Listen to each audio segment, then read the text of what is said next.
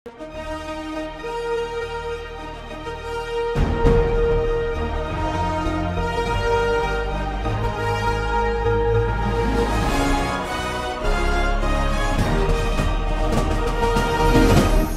பார்த்து கொண்டிருப்பது உங்கள் ஜாஷ்வா டிவி. சகல ஜனங்களுக்கும் நற்செய்தி.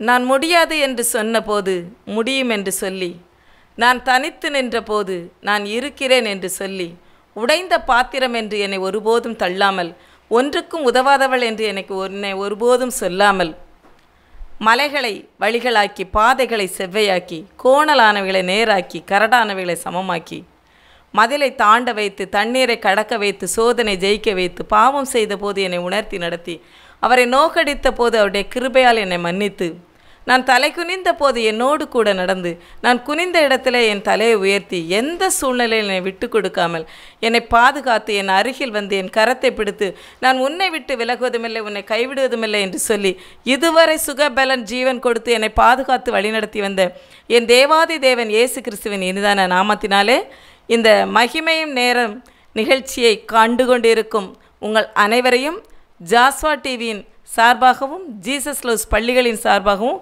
வாழ்த்துகிறேன். அனைவருக்கும் சமாதானம் உண்டாவதாக. புதிய ஆண்டுக்குள் செல்ல போகிற நம்மை ஆண்டவர் முடிசூட்டுகிறார். முடிசூட்டுகிற ஆண்டாக இந்த ஆண்டை நமக்கு ஆண்டவர் தரப்போகிறார். இந்த புதிய ஆண்டில் எப்படி முடிசூட்டுகிறார் என்பதை நாம் இப்போ பார்க்கலாம். புதிய ஆண்டுக்குள் என்னை நடத்தும், புதிய கிருபையால் என்னை நிரப்பும். புதிய ஆண்டுக்குள் என்னை நடத்தும், புதிய கிருபையால் என்னை நிரப்பும். புது கிருபை தாரும் தேவா, புது பலனை தாரும் தேவா, புது கிருபை தாரும் தேவா, புது பலனை தாரும் தேவா. புதிய ஆண்டுக்குள் என்னை நடத்தும், புதிய கிருபையால் என்னை நிரப்பும். இந்த புதிய ஆண்டில் ஆண்டவர் நம்மளை முடிசூட்டி புதிய கிருபையால் நம்மளை வழிநடத்த இருக்கிறார். 1 சாமுவேல் 2ஆம் அதிகாரம் 8ஆம் வசனம் இப்படியாக சொல்கிறது. அவர் சிறியவனை புழுதியிலிருந்து எடுத்து எளியவனை குப்பையிலிருந்து உயர்த்துகிறார். அவர்களை பிரபுக்களோட உட்காரவும் மகிமையுள்ள சிங்காசனத்தை சுதந்திரிக்கவும் பண்ணுகிறார். பூமியின் அஸ்திபாரங்கள் கர்த்தருடையவைகள்.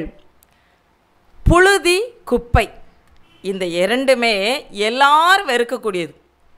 மனிதர்களால் வெறுக்கப்பட்ட, மனிதர்களால் ஒதுக்கப்பட்டது தான் புழுதி, குப்பை. இந்த புழுதியில் இருந்தும் குப்பையில் இருந்தும் ஆண்டவர் நம்மை எடுத்து உயர்த்துகிறார். உயர்த்துவது மட்டுமல்ல, பிரபுக்களோட உட்காரவும் மகிமையுள்ள சிங்காசனத்தை சுதந்திரிக்கவும் பண்ணுகிறார். பிரபுக்களோட உட்காரணுனாலும் மகிமையுள்ள சிங்காசனத்தை சுதந்திரிக்கணுனாலும் முடிசூட்டுனா மட்டும்தான் அதில் நம்ம உட்கார முடியும்.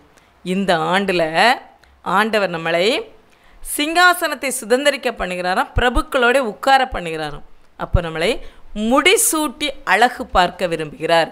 இந்த புதிய ஆண்டில் ஆண்டவர் நம்மளை முடிசூட்டி அழகு பார்க்கிறார். எப்படியெல்லாம் முடிசூட்டுகிறார் என்று ஒரு சில வசனங்கள் மூலம் நாம் பார்க்கலாம். முதலாவதாக, நன்மையினாலும் ஆசீர்வாதத்தினாலும் முடிசூட்டுகிறார். சங்கீதம் 65:11ஆம் வசனம், வருஷத்தை உம்முடைய நன்மையால் முடிசூட்டுகிறீர், உமது பாதைகள் நெய்யாய் பொழிகிறது. இந்த வருஷத்தை, இந்த 2025ஆம் வருஷத்தை நன்மையால் நம்மளை முடிசூட்டுகிறாராம். பாதைகள் எல்லாம் நெய்யாய் பொழிகிறதாம். ஒரு பாதை நெய்யாக இருந்தால் அது எவ்வளவு மணமாகவும் எவ்வளவு டேஸ்டாகவும் இருக்குன்னு பாருங்களேன். அப்படி நம்முடைய பாதைகளை எல்லாம் நெய்யாய் பொழிய செய்கிறார். நன்மைகளினால் நம்மளை முடிசூட்ட ஆண்டவர் விரும்புகிறார். நன்மைகளினால் முடிசூட்டுறது அப்படின்னா, நன்மை என்றால் தேவன் நமக்கு தரும் ஆசீர்வாதம் தான் நன்மை. எதையெல்லாம் நன்மை என்று பார்த்தால் நிறைய நன்மைகளை சொல்லலாம். இப்போ ஒரு திருமணம் அப்படின்னா சாதாரணமாக அதனதன் ஏஜில் நடந்தால் அது சாதாரணமாக திருமணம். ஆனால் இந்த திருமணம் நடக்கவே நடக்காது, இவங்களுக்கு இனிமேல் திருமணம் நடக்கிறதுக்கு சான்ஸே இல்லை, இவங்களுக்கு ஏஜ் ஆகிட்டு, இவங்க எதிர்பார்க்க பொண்ணு கிடைக்காது, இல்லை இவங்க எதிர்பார்க்க மணமகன் கிடைக்க மாட்டான்னு உலகெல்லாம் சொல்லிக்கிட்டு இருக்கும்போது ஆச்சரியம் அதிசயமாக ஒரு திருமணத்தை ஆண்டவர் நடத்தி வச்சார்னா அதுதான் ஆசீர்வாதமான திருமணம். எல்லாருக்கும் வாழ்க்கையில் திருமணம் உண்டு, குழந்தை உண்டு, வேலை உண்டு, வாகனங்கள், ஆஸ்திகள், நிலங்கள், வீடு எல்லாமே உண்டு. ஆனால் அது சாதாரணமாக இருக்குது ஒரு பெரிய விஷயம் இல்லை. இது மனிதனால் கூடாததுங்கிறத கூட வைப்பார்ல, அதுதான் நன்மையும் ஆண்டவர் கொடுக்கும் ஆசீர்வாதம். நம்ம எத்தனையோ பேர் ஊழியங்கள் பார்க்குறோம். நம்ம ஊழியத்தில் இவ்வளவு ஆண்டு காலமாக நாங்கள் ஊழியம் பார்க்குறோம், ஆனால் எங்களுக்கு ஆத்துமாக்கள் குறைவாக தான் இருக்குது அப்படின்னு நினச்சிட்ருக்கீங்களா? ஆண்டவர் இந்த வருடத்தில், இந்த புதிய வருடத்தில் ஆத்துமாக்களை நீங்கள் நினைப்பதற்கு எண்ணுவதற்கும் அதிகமான ஆத்துமாக்களை உங்கள் ஊழியத்தில் உங்களுக்கு தர இருக்கிறார். அதுதான் நன்மை. சாதாரண நடக்க எதுவுமே நன்மை கிடையாது. தினத்தின் காலத்தில் சாதாரண நடக்கிறது நன்மைனோ ஆசீர்வாதமோ சொல்ல முடியாது. அது எல்லாத்துக்கும் நடக்குது. இவங்களுக்கு இப்படி கஷ்டப்பட்டவங்களுக்கு, இவ்வளோ கடனில் இருந்தவங்களுக்கு இப்படி ஒரு வீடா, அதுதான் நன்மையும் ஆசீர்வாதமும். அப்படிப்பட்ட ஆசீர்வாதத்தை ஆண்டவர் இந்த புதிய ஆண்டில் நமக்கு தர இருக்கிறார். உங்கள் வீட்டில் திருமண தடையா? கவலையே படாதீங்க. இந்த புதிய ஆண்டில் 2025 ஆண்டவர் ஆசீர்வாதமான நன்மையால் முடியக்கூடிய ஒரு திருமணத்தை உங்கள் வாழ்க்கையில், உங்கள் குடும்பத்தில் செய்ய போகிறார். குழந்தை இல்லைன்னு கவலைப்படுறீங்களா? எத்தனையோ இடங்களில் ட்ரீட்மெண்ட் போயிருக்கீங்களா? இவ்வளையோ நாளாக ஜெபிச்சிட்டு இருக்கீங்களா? இந்த புதிய ஆண்டில் ஆசீர்வாதமான நன்மையான குழந்தையை ஆண்டவர் உங்களுக்கு தர இருக்கிறார். வேலைக்காக எவ்வளவோ காலமாக நீங்கள் போராடிட்டு இருக்கீங்களா? எத்தனையோ எக்ஸாம் எழுதிட்டீங்களா? எத்தனையோ தலைவர்கள்ட்ட போய் பணத்தெல்லாம் கொடுத்து எல்லா இடத்துலையும் நீங்கள் ஏமாந்துருக்கீங்களா? கவலையே படாதீங்க. இந்த 2025 வருடத்தில் ஆச்சரியமான ஆசீர்வாதமான வேலையை உங்களுக்கு தரப்போகிறார். அதே மாதிரி தான் வாகனமாக இருக்கட்டும், ஆஸ்தியாக இருக்கட்டும், நிலங்களாக இருக்கட்டும், வீடாக இருக்கட்டும், ஊழியமாக இருக்கட்டும், எல்லாவற்றிலையும் ஆண்டவர் இந்த வருடத்தில் ஆச்சரியமான நன்மையாலும் ஆசீர்வாதத்தினாலும் உங்களை முடிசூட்ட காத்திருக்கிறார். சோர்ந்து போகாதீங்க, தைரியமாக இருங்க. ஆண்டவர் உங்களை முடிசூட்டி அழகு பார்க்க இருக்கிறார். இரண்டாவதாக, கிருபையினாலும் இரக்கத்தினாலும் முடிசூட்டுவார். எப்படி அப்படின்னு பார்த்தீங்கன்னா, 103 சங்கீதம் 4 சொல்லுகிறது, உன் பிராணனை அழிவுக்கு விலக்கி மீட்டு உன்னை கிருபையினாலும் இரக்கங்களினாலும் முடிசூட்டி. பிராணனை அழிவுக்கு விலக்கி மீட்டெடுத்துக்கிறார். அது மட்டும் இல்லை, கிருபையினாலும் இரக்கங்களினாலும் முடிசூட்டுகிறார். ஆண்டவர் யார் மேலே இரக்கமாக இருக்க நினைக்கிறாரோ அவர்கள் மேல் இரக்கமாக இருப்பார். இப்போ கிருபை, இரக்கம், கிருபையினாலும் இரக்கங்களினாலும் முடிசூட்டுகிறார். கிருபைனா என்ன அப்படின்னா, தகுதி அற்றவர்கள் மீது தேவன் காட்டும் தயவு அல்லது இரக்கம். தகுதியே இருக்காது, இவங்களுக்கெல்லாம் இது சான்ஸே இல்லை, இவங்க எப்படி இந்த இடத்துல இந்த பதவியில் இருக்காங்க அப்படின்னு நினைப்பாங்க. தகுதியே இல்லாதவங்களை தகுதிப்படுத்துகிறவர் தான் கிருபை. இப்போ என்ன எடுத்துக்கிட்டிங்கன்னா, எனக்கு ஒரு ஆசிரியர் பதவி எனக்கு பிடிக்கவும் செய்யாது, அதை நான் விரும்புகிறதும் இல்லை. அந்த ஆசிரியர் பதவிக்கு வரணும்னு நான் எந்த முயற்சி எடுத்ததும் கிடையாது. எனக்கெல்லாம் ஏதாவது ஒரு பெரிய ஆஃபீஸில் ஒர்க் பண்ணணும், பேங்க்கில் ஒர்க் பண்ணணும், அப்படி தான் ஆசை எனக்கு. ஆனால் ஆண்டவர் என்ன 2 பள்ளிகளுக்கு அதிபதி ஆக்கணும்னு சொல்லி தகுதியற்ற என்னை, அதற்கெல்லாம் தகுதியே கிடையாது, அவ்வளோ நாலெட்ஜ் கிடையாது, அவ்வளோ பண வசதி கிடையாது, எந்த விதத்துலையுமே அப்படிப்பட்ட தகுதி எனக்கு இல்லை. தகுதி இல்லாத என்னை ஆண்டவர் தகுதிப்படுத்தி மெட்ரிக் ஹையர் செகண்டரி ஸ்கூலுக்கு பிரின்ஸ்பலாக வச்சுருக்கிறார். ஆனால் அதற்கு நான் தகுதியே கிடையாது, ஆனால் தகுதிப்படுத்தி இருக்கிறார். அதனால தான் என்னுடைய ஆசையெல்லாம் ஆண்டவர் தூரத்துக்கு போட்டுட்டு அவர் என்மேல் என்ன செய்யணும்னு நினச்சிருக்காரோ அப்படி உயர்த்தி வைத்திருக்கிறார். தகுதியற்றவர்கள் மீது தேவன் வைக்கும் இரக்கம்தான் கிருபை.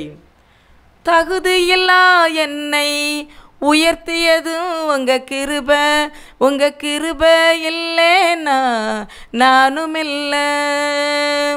உங்கள் கிருபை இல்லைனா நானும் இல்லை. உங்கள் கிருபை வேண்டுமே, உங்கள் கிருபை போதுமே, உங்கள் கிருபை இல்லாமல் நான் ஒன்றும் இல்லையே. உங்கள் கிருபை வேண்டுமே, உங்கள் கிருபை போதுமே, உங்கள் கிருபை இல்லாமல் நான் ஒன்றும் இல்லையே இயேசுவே. தகுதி இல்லாதவர்களை தகுதிப்படுத்துகிறதுக்காக அவர்கள் மேல் வைக்கும் கருணை இரக்கம்தான் கிருபை. இரண்டாவது, இரக்கம் என்றால் என்ன? இரக்கம் என்பது ஒருவர் சோகத்தில் இருக்கும்போது, மீளா துயரில் இருக்கும்போது அவர்கள் மேல் காட்டும் அன்பு, அவர்களுக்கு சொல்லும் ஆறுதல், அவர்கள் மேல் காட்டும் அவர்களுக்கு ஆறுதலான வார்த்தைகள் தான் இரக்கம். நான் அவங்க மேலே இரக்கப்பட்டிருக்கேன் அப்படின்னு சொன்னால், அவங்க எவ்வளோ சோகத்தில் இருந்திருக்காங்க, அவங்ககிட்ட போய் அன்பாக பேசி அவங்கள அந்த கஷ்டத்துலேருந்து வெளியில் கொண்டு வருது வார்த்தைகள் வசனங்கள் மூலம் கொண்டு வந்து அவங்கள் மேல் காட்டும் அன்பு இரக்கம். 2009 மார்ச் மாதம் 10 எங்கள் அப்பா மரணப்படுக்கையில் இருந்தாங்க. மருத்துவர் வந்து இன்னும் கொஞ்ச நேரத்தில் ஜீவன் போயிடும், நீங்கள் சொல்ல வேண்டியவங்களுக்கெல்லாம் சொல்லுங்கள் அப்படின்னு சொல்லிட்டாங்க. ஆனால் எனக்கு எங்கள் அப்பாவை கிறிஸ்துவுக்குள்ளே கொண்டு வந்து ஞானஸ்தானம் கொடுத்து கிறிஸ்தவ முறையில் தான் அவங்களுக்குள்ள எல்லா காரியங்களையும் செய்யணும்னு எனக்கும் என் தங்கைக்கும் ஆசை. ஏன்னா நாங்கள் இந்து குடும்பத்தை சேர்ந்தவங்க, என்னையே என் தங்கையும் கிறிஸ்தவ குடும்பத்தில் எங்கள் அப்பா திருமணம் செஞ்சு கொடுத்துருக்காங்க. அப்படி இருக்கும்போது அவங்க மட்டும் ஹிந்துவில் இருந்தாங்கன்னா எந்த காரியங்களும் நம்ம செய்ய முடியாதனால எங்கள் அப்பாவுக்கு அப்பப்போ நாங்கள் ஆண்டவர் சொல்லிக்கிட்டே இருப்போம். அப்போ என்னால் உங்களுக்கு ஒரு கஷ்டம் வராதுன்னு எங்கள் அப்பா சொல்லிகிட்டே இருந்தாங்க. ஆனால் எதிர்பாராத மரணம் அவங்களை நெருங்கும் போது மருத்துவர் சொல்லிட்டாரு இன்னும் கொஞ்சம் நேரம் தான் சொல்லும்போது எனக்கு அது தாங்கவே முடியலை. ஏன்னா அப்பா சொல்லிகிட்டே இருந்தாங்க என்னால் உங்களுக்கு ஒரு கஷ்டம் வராதுன்னு சொல்லி. ஆனால் இன்றைக்கு இறந்தாங்க அப்படின்னா என்ன முறையில் நம்ம அடக்கம் பண்ண முடியும் அப்படின்னு சொல்லி மிகுந்த வேதனையோடு எங்கள் அப்பா கையை பிடிச்சிக்கிட்டே நான் அழுதுனேன். எப்பா என்கிட்ட நீங்கள் ஒன்றும் சொல்லாமல் போகிறீங்களே, என்னால் இது ஏற்றுக்கிட முடியலையே அப்படின்னு சொல்லி எங்கள் அப்பா கரத்தை பிடித்து அழுதது மட்டும் ஆண்டவர்கிட்ட நான் கேட்டுக்கிட்டு இருக்கேன். ஏசப்பா நீங்கள் இப்படி எடுப்பீங்க நான் எதிர்பார்க்கவே இல்லையே அப்படின்னு. எல்லா சொந்த பந்தங்கள் உறவினர்கள் எல்லாரும் வந்தாச்சு. எல்லோரும் வாரவங்க ஒவ்வொருத்தரும் ஒவ்வொரு ஐடியா சொல்கிறாங்க. கட்டில் ஜீவன் போகும்போது கட்டில் போடக்கூடாங்க, அங்கே ஒருத்தங்க கிழக்க தலை வைக்கக்கூடாங்க, அங்கே ஒருத்தர் தெற்க தலை வைக்கக்கூடாங்க, அங்கே மாற்றி மாற்றி வந்தவங்கலாம் சொல்கிறத எல்லாத்தையும் செய்கிறோம். ஆனால் ஒருத்தங்க எங்கள் ரிலேஷன் ஒரு அக்கா வந்து சொன்னாங்க, உயிர் போகும்போதும் நீங்கள் வந்து பிறந்த உடனே சேனை கொடுக்க மாதிரி உயிர் போகும்போதும் சேனை கொடுக்கணும், அதனால் நீ உன் கையால் கொடுமாங்க. காலையில் 8 மணிக்கு அழ ஆரம்பித்தேன். நாங்கள் மாலை 3 மணி வரைக்கும் அழுதுகிட்டே தான் இருக்கேன். எங்கள் அப்பா கையை நான் விடவே இல்லை. அழுதுகிட்டே இருந்துட்டு இவங்க சொன்ன உடனே ஐயோ என் கையினாலே எங்கள் அப்பாவுக்கு சேனை கொடுக்க சொல்லுங்க, நான் என் கையினாலே எங்கள் அப்பா ஜீவன் போகணும்னு சொல்கிறேன். எல்லாம் சொல்கிறாங்க இல்லைம்மா ரொம்ப மருவிட்டு இருப்பார், நீனும் அழுகை விடுத மாதிரி இல்லை அப்படின்னு சொன்னோடனே அவங்க நாக்கில் வந்து கொஞ்சம் சீனி தண்ணியை கொடுத்தாங்க. அதை எடுத்து நான் வச்ச உடனே அவ்வளோதான் எங்கள் அப்பா அப்படி நாக்கை சொல்லட்டி அப்படி சப்புனாங்க. திரும்ப ஒரு சொட்டு வச்சேன். நல்லா நாங்கள் 3வது வைக்கேன். கண்ணை முழிச்சாங்க. திடீர்னு பார்த்தாங்க எல்லாரும் சுற்றி என்ன எல்லோரும் உட்காந்துருக்கீங்கன்னாங்க. எழும்பி உட்காந்துட்டாங்க. ஆச்சரியம்னா அப்படி ஒரு ஆச்சரியம். 2009 மார்ச் மாதம் 10 இந்த நிகழ்வுகள். எங்கள் வீட்டில் அநேகர் வந்து துஷ்டிலாம் கேட்க வந்துட்டாங்க. ஆனால் எங்கள் அப்பாவை ஆண்டவர் 2016 ஜனவரி மாதம் 17 தான் இந்த உலகத்தை விட்டு எடுத்தாங்க. அதற்கு அடுத்து எசேக்கியா ராஜாவுக்கு ஜீவனை கொடுத்தது போல் எங்கள் அப்பாவுக்கு 7 ஆண்டுகளை கொடுத்து அதற்கப்புறம் ஞானஸ்தானம் கொடுத்து முறைப்படி சர்ச்சில் சங்கம் கட்டி அதற்கப்புறம் ஆலயத்தில் என்னென்ன ரூல்ஸ் அண்ட் ரெகுலேஷன் உண்டோ அதன்படி அடக்க ஆராதனை நடத்த ஆண்டவர் கிருபை செய்தார். மிகுந்த வேதனையோடு அழுகையோடு கண்ணீரோடு இருக்கும்போது எங்கள் மீது ஆண்டவர் காட்டிய அன்பு அதுதான் இரக்கம். சோகத்தில் இருக்கும்போது வேதனையில் இருக்கும்போது ஆண்டவர் எங்கள் மேல் வைத்த அன்பு அதுதான் இரக்கம். அவருடைய இரக்கம் எவ்வளவு பெரிதாக இருந்திருந்தால் எங்கள் எண்ணங்கள் ஏக்கங்களையெல்லாம் நினைத்து போன ஜீவனை திரும்ப கொண்டு வந்து அதற்கப்புறம் அத்தனை ஆண்டுகள் உங்கள் ஜீவனோடு இருந்து ஆண்டவரை பற்றி அதிகமாக உங்களுக்கு சொல்லி ஆண்டவரை ஏற்றுக்கொண்டு முறைப்படி அதற்கப்புறம் ஆண்டவர் இந்த உலகத்திலேருந்து எங்கள் அப்பாவை எடுத்தாங்க. அப்போ ஆண்டவர் வைத்த இரக்கம் அன்பு எப்படிப்பட்டது பார்த்தீங்களா? அது அப்படித்தான் கிருபையினாலும் இரக்கங்களினாலும் முடிசூட்டுவார். நீங்களும் கவலையோடு இருக்கீங்களா? சோர்ந்து போயிருக்கீங்களா? கவலைப்படாதீங்க. இந்த புதிய வருடத்தில் ஆண்டவர் கிருபையினாலும் இரக்கங்களினாலும் நம்மளை முடிசூட்டி நம்மளை அழகு பார்க்க இருக்கிறார். கிருபை இரக்கங்களால் மணிமுடி சூட்டுகின்றார். தம் கிருபை இரக்கங்களால் மணிமுடி சூட்டுகின்றார். வாழ்நாளெல்லாம் நன்மைகளால் திருப்தி ஆக்குகின்றார். என் வாழ்நாளெல்லாம் நன்மைகளால் திருப்தி ஆக்குகின்றார். கர்த்தர் செய்த நன்மைகளை ஒரு நாளும் மறவாதே. என் கர்த்தர் செய்த நன்மைகளை ஒரு நாளும் மறவாதே. இந்த 2025 புதிய ஆண்டில் ஆண்டவர் நம்மளை கிருபையினாலும் இரக்கங்களினாலும் முடிசூட்டி அழகு பார்க்க விரும்புகிறார். மூன்றாவதாக மகிமையினாலும் கனத்தினாலும் ஆண்டவர் முடிசூட்டுவார். சங்கீதம் 8 சங்கீதம் 5 இப்படியாக சொல்கிறது. நீர் அவனை தேவதூதரிலும் சற்று சிறியவனாக்கினீர், மகிமையினாலும் கனத்தினாலும் அவனை முடிசூட்டினீர். மகிமையினாலும் கனத்தினாலும் நம்மளை முடிசூட்டி அழகு பார்க்க விரும்புகிறார். 1 ராஜாக்கள் 3:13 சொல்லப்பட்டிருக்கு, நீ கேளாத ஐஸ்வர்யத்தையும் மகிமையையும் உனக்கு தந்தேன். சாலமோன் ராஜா ஆண்டவற்றை கேட்டது என்னது? ஞானத்தை கேட்டார். இந்த மக்களை நடத்துவதற்கு ஏற்ற ஞானத்தை கேட்டார். ஆனால் கேளாத ஐஸ்வர்யத்தையும் மகிமையை உனக்கு தந்தேன். உன் நாட்களில் இருக்கிற ராஜாக்களில் ஒருவனும் உனக்கு சரியானவன் இருப்பதே இல்லை. உனக்கு ஈக்குவலாக யாருமே கிடையாது. அவ்வளவு கிருபை, இரக்கம், மகிமை, கனம் ஆண்டவர் கொடுத்திருக்கிறார். இன்றைக்கு மகிமையினாலும் கனத்தினாலும் நம்மளையும் முடிசூட்ட விரும்புகிறார். என்னை பார்த்தீங்கன்னா இப்போ மகிமை என்ன அப்படின்னு பார்த்தோன்னா, மகிமை என்பது புகழ். அது எப்படிப்பட்ட புகழாம்? மற்றவர்களால் பேசப்படும்படியான உள்ள புகழ். மற்றவங்க பாருங்கள் எப்படி ஆண்டவர் வச்சுருக்காருன்னு அப்படி சாதாரண புகழ் அது எல்லாராலையும் சொல்லுது. ஆனால் இது மற்றவங்க ஆச்சரியப்படும் விதத்தில் புகழ்ந்து பேசுவது, அப்படி அதுதான் மகிமை. எப்படிப்பட்ட புகழ் அப்படின்னு பாருங்களேன். நான் ஏற்கனவே உங்களுக்கு சொல்லியிருக்கேன், மெட்ரிக் ஹையர் செகண்டரி ஸ்கூல் அதை ஆரம்பிப்பதற்கும் அதை கட்டுவதற்கும் அவ்வளோ பெரிய கட்டடங்கள் கட்டுவதற்கும் எந்த தகுதியுமே எங்களுக்கு கிடையாது. அப்படிப்பட்ட வசதி வாய்ப்புகளும் எங்களுக்கு கிடையாது. ஆனால் அப்படி ஒரு கட்டடத்தை ஆண்டவர் கட்ட வச்சுருக்காரு. அதாவது ஜீசஸ் லவ்ஸ் மெட்ரிகுலேஷன் நாங்கள் கட்ட ஆரம்பிக்கும் போது அந்த மெட்ரிகுலேஷன் ரூல்ஸ் படி 7 கிளாஸ் ரூம் இருந்தால் போதும்னு சொன்னாங்க. இருக்க பணத்தை வச்சு 7 கிளாஸ் ரூம் கட்டினோம். அதுக்கப்புறம் நாங்கள் ஆஃபீஸ்க்கு போகும்போது சொன்னாங்க இல்லை 9 கிளாஸ் ரூம் இருக்குன்னாங்க. திரும்ப எக்ஸ்டென்ஷனாக 9 கிளாஸ் ஆக்கணும். கிடையவே கிடையாது, 18 கிளாஸ் ரூமாக இருக்கணும்னு சொன்னாங்க. 18 கிளாஸ் ரூமாக ஆக்கணும். நாங்கள் நினச்சதெல்லாம் என்னென்னா, எங்களுக்கு ஏற்கனவே Jesus loves nursery and primary ஸ்கூலுன்னு இருக்குது, அங்கே 5th வரைக்கும் இருக்குது, இங்கே 6th மேலே இங்கே கொண்டு வரணும் அப்படி நினச்சி தான் இந்த கட்டடங்களை கட்டுறோம். ஆனால் ஆண்டவர் Jesus loves nursery and primary school அது தனி recognition, Jesus loves matric higher secondary school அது தனி ரெகக்னிஷன். இது LKG to 5th, அது LKG to 12th. ஆண்டவர் எப்படி வச்சுருக்காரு பார்த்தீங்களா மகிமையை? பிறரால் புகழப்படும். அநேகர் சொன்னாங்க Jesus loves nursery matric higher secondary school மூடப்பட்டுரும், அவங்களால நடத்த முடியாது, ரெகக்னிஷன் வாங்கலை, க்ளோசிங் ஆர்டர் வந்துட்டுன்னு எல்லாரும் சொல்லுங்க விட. அதே நேரத்தில் ஆண்டவர் என்ன செஞ்சார் தெரியுமா? மற்றவங்களால் பேசப்படும் முகத்தில் மெட்ரிகுலேஷனாக இருந்ததை மெட்ரிக் ஹையர் செகண்டரி ஸ்கூலாக மாற்றினார்.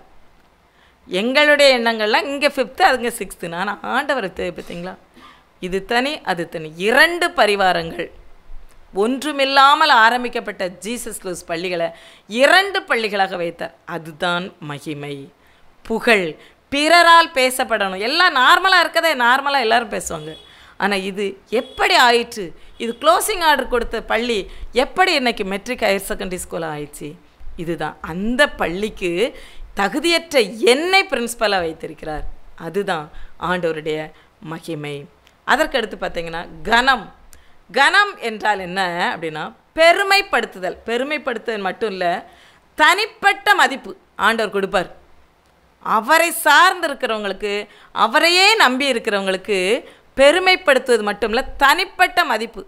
இந்த பள்ளியெலாம் ஆரம்பித்து நடத்திட்டு இருக்கும்போது நான் எப்போவுமே எங்கள் சார்ட்டு சொல்வேன், ஒவ்வொரு நாளும் வரக்கூடிய பிரச்சனைகள், பாடுகள், அந்த கம்ப்ளைண்ட்ஸு, அதுக்கப்புறம் டிரைவர்கள், ஆயாக்கள், டீச்சர்ஸ், பேரண்ட்ஸ், இதெல்லாம் நான் பார்க்கும்போது ஒவ்வொரு நாளும் அந்த நாளை முடிக்கிறதுங்களோ அப்படி ஒரு பெரிய எப்போ அன்றைக்கி நல்லபடியாக ஆண்டவர் முடிச்சிட்டாருன்னு அப்படி உட்கார பெருமூச்சு விடுற மாதிரி இருக்கும். அப்புறம் என்னுடைய கணவர்கிட்ட கேட்கும்போது, எத்தனையோ தொழில்கள் இருக்கும்போது நீங்கள் ஏன் ஒரு ஸ்கூலில் போய் நீங்கள் ஆரம்பித்தீங்க, இது எவ்வளோ கஷ்டமாக இருக்குது அப்படின்னு.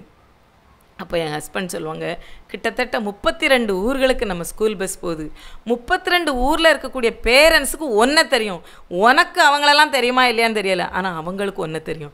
எந்த ஊர் பஸ் ஸ்டாப்பில் நின்னாலும் சரி, good morning madam, good evening madam, good afternoon madam, வணக்கம் மேடம், எத்தனை பேர் சொல்கிறாங்க, எவ்வளோ பெரிய புகழ். ஆனால் உனக்கு யாருன்னே தெரியாது, ஆனால் அவங்களாம் உன்னை விஷ் பண்ணுறாங்க. இதுதான் ஆண்டவர் உன்னை வைத்திருக்கும் கனம். அவர் கனப்படுத்தினார்னா மற்றவங்களால் பேசப்படுற மாதிரி புகழ்படுத்துவார். அவர் சாதாரண ஒரு ஏழ்மை குடும்பத்தில் பிறந்து ரொம்ப ஒன்றும் படிப்பறிவு இல்லாத எங்கள் பெற்றோர், பெரிய படிப்பு ஒன்றும் படிக்கலை, நல்ல நாலெட்ஜ் ஒன்றும் கிடையாது, அப்படிப்பட்ட என்னை அதே கிராமத்தில் ஒரு பிரின்ஸ்பலாக அன்றைக்கி வச்சுருக்காருன்னா, ஒரு சிறு பிள்ளை கூட மேடம் அப்படின்னு கூடுது. அதற்கு தகுதியே நான் கிடையாது. ஆனால் என்னை கனப்படுத்துகிற ஆண்டவர் நான் பிறந்து வளர்ந்த அதே கிராமத்தில் என்னை கனப்படுத்தி இருக்கிறார். மற்றவர்கள் புகழும்படி என்னை வைத்திருக்கிறார். இது எல்லா துதிகன மகிமை எல்லாம் ஆண்டவருக்கு தான். இது எங்களுடைய சுயத்திலேயோ என் பலத்திலேயோ எதுவுமே கிடையாது. எல்லாமே ஆண்டவர் எங்களுக்கு கொடுத்த மகிமை, ஆண்டவர் எங்களுக்கு கொடுத்த கனம். இது எல்லாமே ஆண்டவருக்கு மட்டுமே சாரும். அவர் இல்லைன்னா நாங்கள் ஒன்றுமே கிடையாது. அவர் இல்லைன்னா நாங்கள் எதையுமே நடத்தவே முடியாது.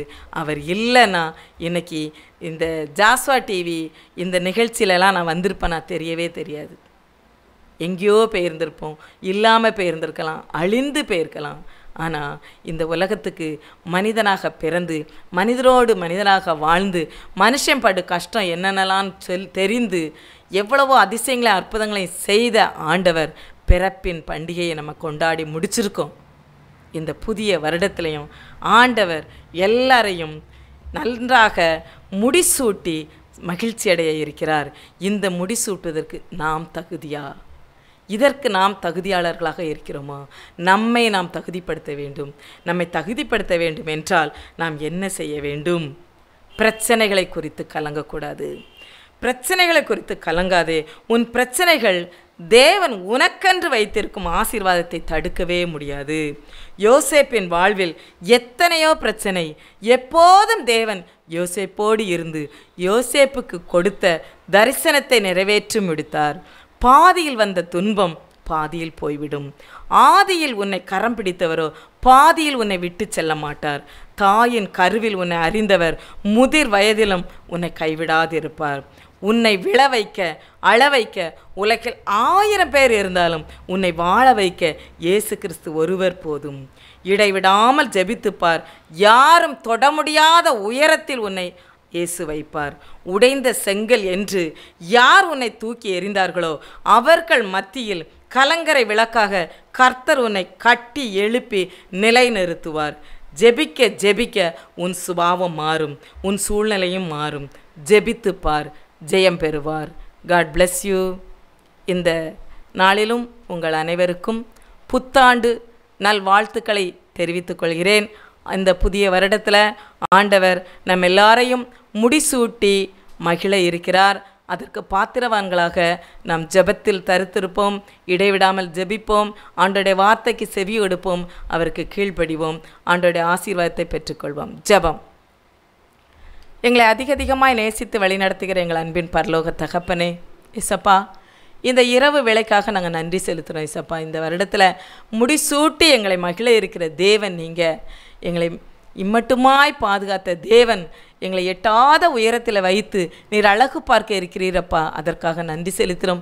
இந்த செய்தியை கேட்டுக்கொண்டிருக்க மக்கள் எத்தனையோ பேர் கலங்கி இருக்கலாம், சோர்ந்து இருக்கலாம், பயந்து இருக்கலாம். எல்லாரையும் முடிசூட்டி மகிழ்வேன்னு சொன்ன வார்த்தையை நீ நிறைவேற்ற போகிறதுக்காக நன்றி செலுத்துகிறோம். இந்த புதிய ஆண்டிலும் புதிய ஆசீர்வாதங்களாலும் புதிய கிருபைகளால் எங்களை நிறைத்து வழிநடத்த போகிற கிருபைக்காக நன்றி செலுத்துகிறோம்.